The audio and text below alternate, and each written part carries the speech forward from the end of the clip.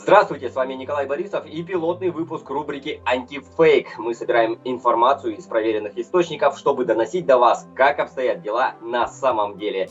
Первый выпуск от 2 марта. Центр управления регионом Якутии сообщил, что в соцсетях и мессенджерах зафиксированы сообщения, имеющие признаки вброса о том, что банки ограничили выдачу наличных средств, а в банкоматах заканчиваются наличные деньги.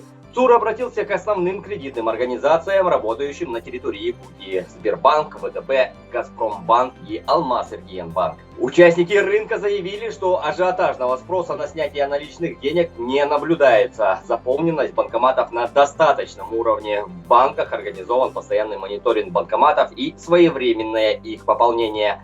Действуют стандартные условия для снятия наличных денежных средств. Ограничений нет. Мы на постоянной основе проводим мониторинг остатков в каждом из банкоматов и обеспечиваем их непрерывную работу.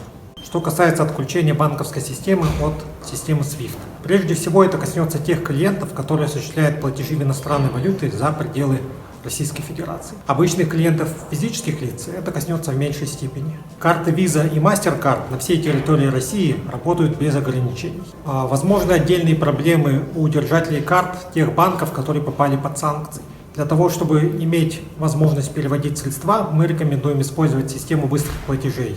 Она доступна в большинстве мобильных приложений кредитных организаций.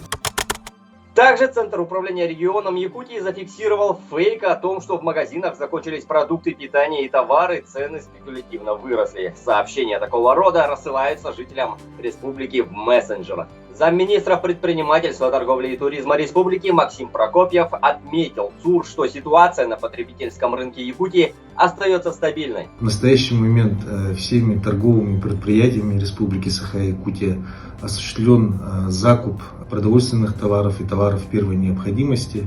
Вы знаете, что у нас республика имеет сезонные разрывы, соответственно, накопление грузов и отсутствие дефицита в товарах продуктов питания и товаров первой необходимости не наблюдается.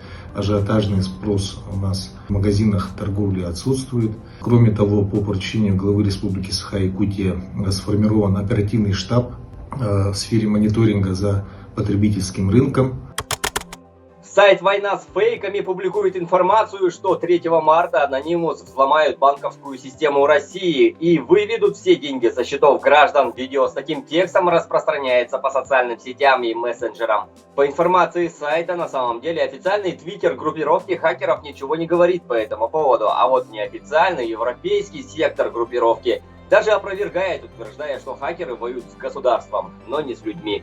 Зато это видео публикуется в закрытых телеграм-чатах украинских кибервойск. Это КРЕО под арбитраж, то есть специально заготовленная дезинформация для распространения на коммерческой основе в Facebook и Instagram.